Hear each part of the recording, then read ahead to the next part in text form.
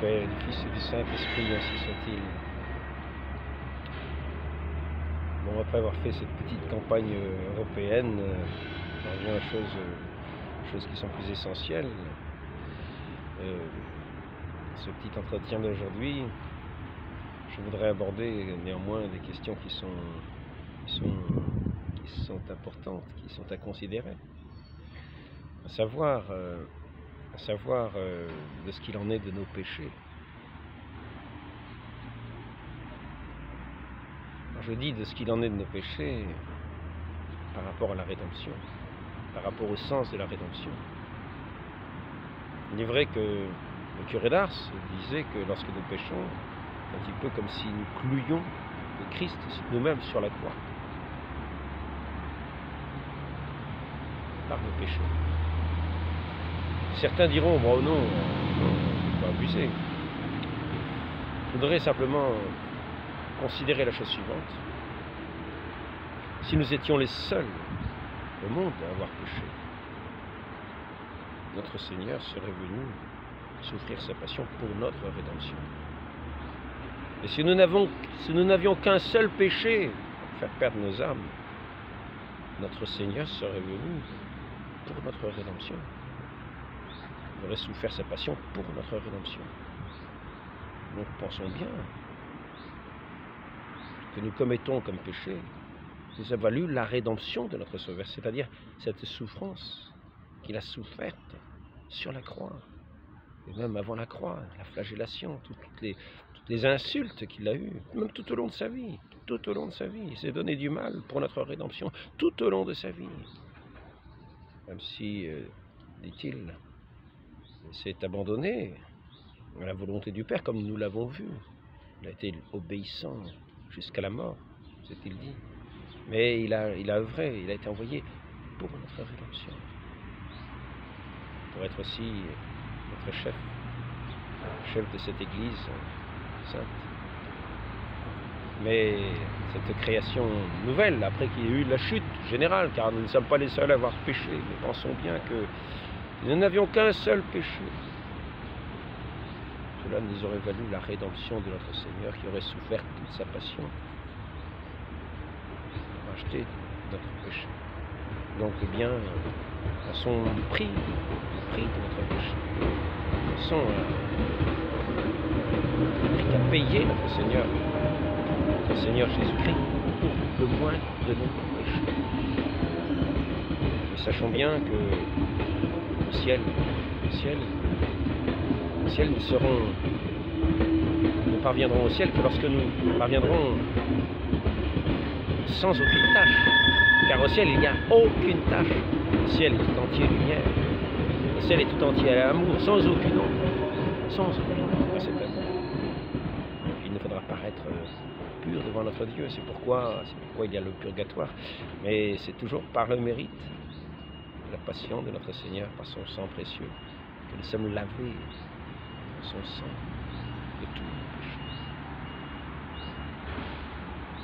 Alors, avant de pécher, considérons bien ce que nous faisons. Et donc plutôt notre Seigneur a porté sa croix, consolons-nous plutôt. Apportons-lui plutôt des consolations, soyons plutôt des consolateurs de notre Seigneur que des gens qui passent leur temps par nos péchés à le mettre d'une certaine manière en croix. Donc soyons des consolateurs en participant à son œuvre de rédemption. Offrons nos souffrances et joignons-les au ciel. Car s'il a racheté le monde, il a racheté toute l'humanité par son sang versé, il appartient à chacun de contribuer à cette œuvre de rédemption. Comme dit saint Paul, nous continuons dans notre corps les souffrances du Christ. Et nous participons, cette pénitence acquiert son prix, cette pénitence que nous pouvons faire pour effacer nos péchés aussi, pour effacer nos péchés, n'acquiert son prix que par le sang de notre Seigneur. par les vertus du sang précieux de notre Seigneur. Mais il nous faut faire pénitence.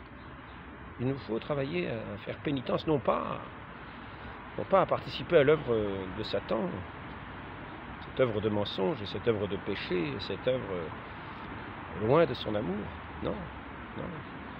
Il faut aussi demeurer dans cette obéissance à notre Dieu, cette pénitence, dans le travail, dans l'acceptation des souffrances que nous recevons de la main de Dieu, pour participer à notre part de salut, ce qu'il nous a donné à vivre, qui acquiert toute sa valeur de rédemption par la valeur de ce sang précieux que notre Seigneur a versé, car lui seul donne le salut. Il est le sauveur. Mais joignons-nous à lui, participer à cette œuvre de rédemption.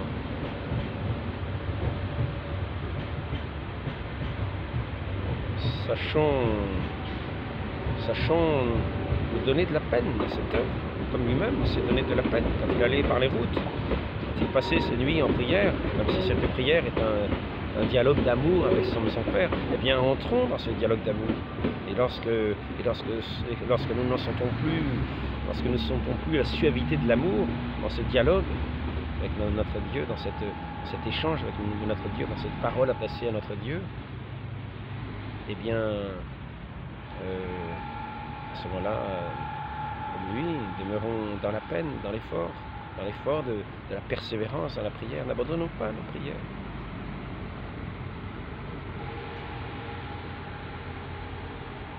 Nous avons promis de dire un rosaire, un chapelet. Disons notre rosaire, disons notre chapelet. N'abandonnons pas, comme des lâches soldats, parce que la fatigue est là, parce que ceci. Souvenons-nous de l'exemple des saints. Par exemple, Saint François de Sales, qui, un soir, il revenait très tard, il avait oublié, il n'avait pas fini son chapelet, alors qu'il était très fatigué. Puis son ami lui disait, il aura demain le chapelet. Non, il a fini avant de se coucher. Il a fini le chapelet qu'il n'avait pas terminé. Après toutes les œuvres de la journée, il a fait son devoir, selon la parole qu'il avait donné de tenir ce chapelet. Donc, ne manquons pas à nos paroles lorsque nous nous engageons.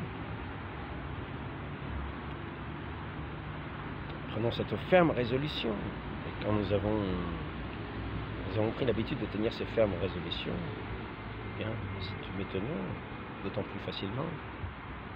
Elle nous coûte d'autant moins, mais si elle nous coûte, sachant que nous participons à cet effort de rédemption qui acquiert tout son prix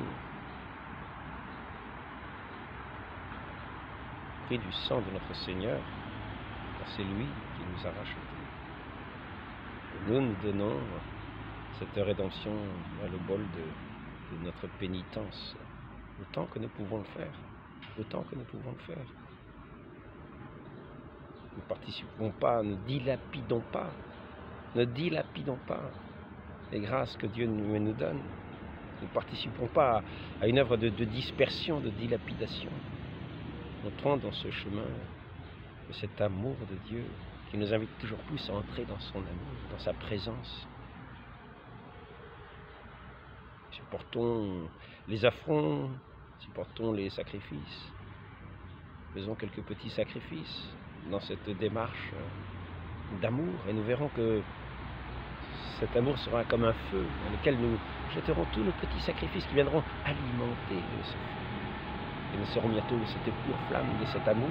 Et cela sera le ciel éternel. Mais déjà ici-bas, quand nous serons consumés entièrement dans ce feu de l'amour, dans ce feu de la charité, toutes ces flammes, tous ces feux que nous serons les uns les autres, se mêleront dans cette grande communion de l'amour de Dieu.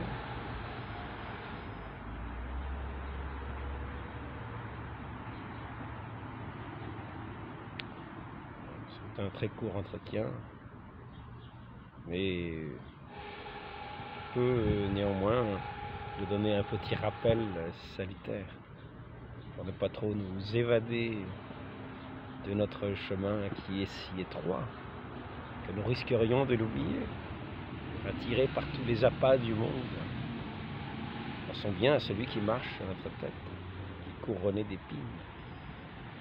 Ne soyons pas nous couronnés de roses, comme le disait si bien le père de Montfort. Le chef est couronné d'épines et nous serions couronnés de roses. À la mode du monde, dans l'humilité et la douceur, tout cela c'est ce sacrifice faire face à tous les affronts. Au lieu de nous emporter dans la colère, au fond notre part de sacrifice, notre part de pénitence, dans cette douceur qui est cette douceur de cette charité de Dieu. Ne rompons pas la charité, ne rompons pas ces liens de la charité les uns les autres.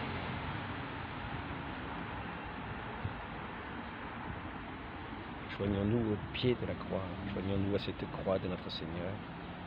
Voyons sur cette croix au milieu de ce monde qui malheureusement ne connaît pas la croix, qui l'insulte, qui la bafoue, qui la rejette. Donc tenons fermement à ce cœur de l'amour qui a été si bien exprimé par notre Seigneur lorsqu'il est apparu, Sainte Marguerite Marie, et qui a été ensuite représenté comme ce cœur surmonté d'une croix. L'amour est dans la croix. L'amour de Dieu a été crucifié, et il règne sur la croix, et il régnera dans la gloire du ciel. Cette croix sera alors lumineuse de tout son éclat, de tout l'éclat de ce poids d'amour qui a attiré notre Seigneur sur cette croix.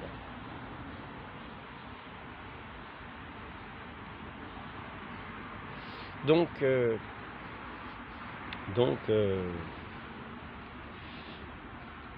demandons cette grâce à notre très sainte Mère, de ne pas nous disperser, de ne pas nous évader de ce chemin de salut, mais de tenir à la suite de son divin Fils, sur ce chemin d'humilité, de douceur, d'amour véritable, sur ce chemin de vie et de vérité. Marie conçue sans péché, priez pour nous qui avons recours à vous. Ainsi soit-il. Au nom du Père et du Fils et du Saint-Esprit, ainsi soit-il.